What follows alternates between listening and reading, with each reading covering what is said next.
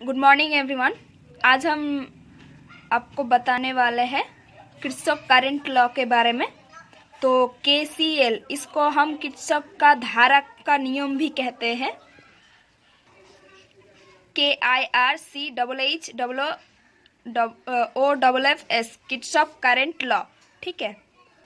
इसको हम इस नियम के अनुसार किसी संधि बिंदु पर मिलने वाली धाराओं का किसी बीजगणित योग शून्य होता है, यानी summation n equal to 1/k in equal to 0।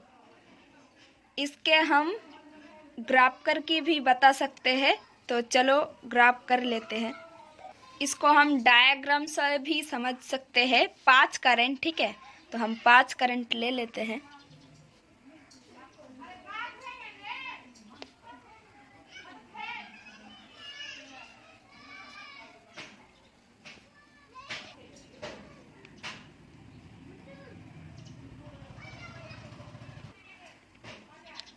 I1, I2, I3, I4, I5, ये 5 करंट, ठीक है, जिसको हम नोड बोलते हैं। NODE, नोड, ठीक है।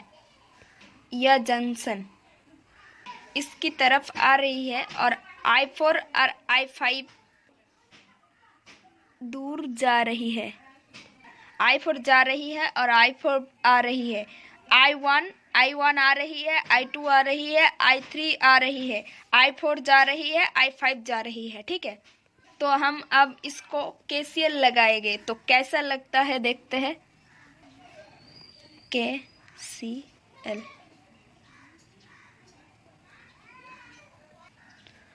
-I1 -I2 -I3 plus I4 plus I5 equal to 0।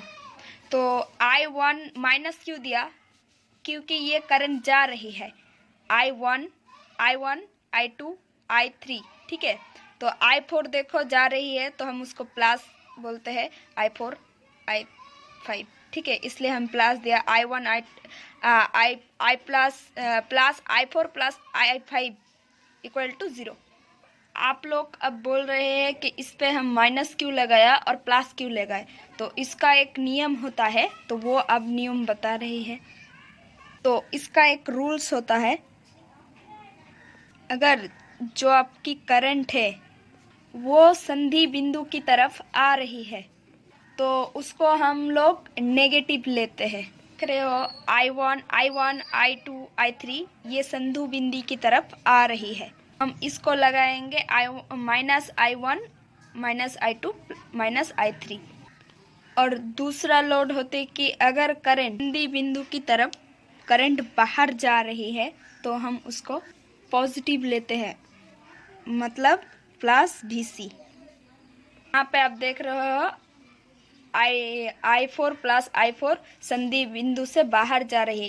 इसको इसलिए हम इसको पॉजिटिव लेते हैं, और जो बाहर जाते हैं मतलब अंदर घुस रही है उसको हम नेगेटिव लेते हैं, -VC, ठीक है। इसलिए हम इसको KCL के प्लस और माइनस की तरह सजाया है, और आप भी इस नियम के अनुसार कर सकती हो।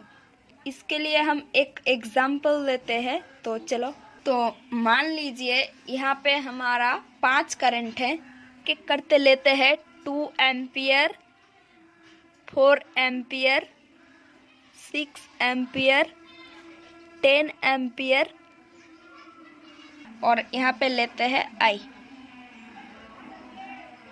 और यहाँ पे आपको बोला गया है I equal to question marks. तो आप क्या करेंगे?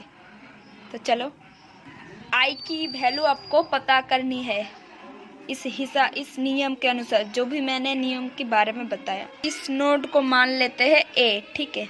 तो इसको हम अप्लाई करेंगे। KCL तो अब हम इस अप्लाइंग करेंगे KCL एट नोड, ठीक है। अगर हम इसको KCL नोड पर अप्लाइंग करेंगे तो हम यहाँ पे लिखेंगे, क्योंकि ये आ रही है इसलिए हम करेंगे। अगर आ रही है तो हम लिखेंगे -4 -2 -6। इसके बाद हम प्लस करेंगे, +10 प्लस I इक्वल टू 0। यहाँ पे अब देख रहे हैं ये टोटल हो जा रहा है -12 +10 प्लस I इक्वल टू 0। तो यहाँ पे देख रही हो टोटल हो जा रहा है -12 plus 10 plus I equal to 0।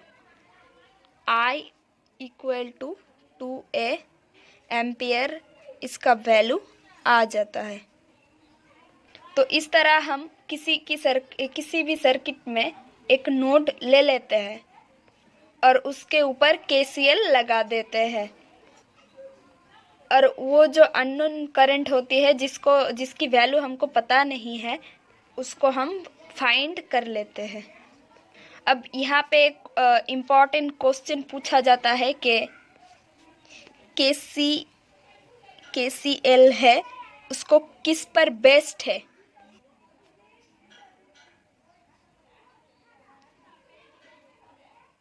किस पे बेस्ड है, किस नियम के अनुसार बेस्ड है। एक्चुअली इस आप समेशन नियम के अनुसार आस इफ जो चार्ज होता है आपका उसका संरक्षण पे ये काम करता है।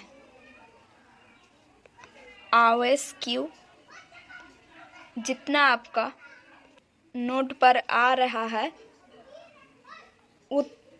उतना ही आवेश आपका भरती जाएगा। क्यों? कई बार एग्जाम में पूछ लिया जाता है KCL किस पर बेस्ड है, तो ये आवेश समेशन के ऊपर बेस्ड है, समझे ना। KCL में बस इतना ही नियम था। तो अगर वीडियो अच्छे लगे तो चैनल में जुड़ जाना। Thank you for watching this video. Thank you everyone.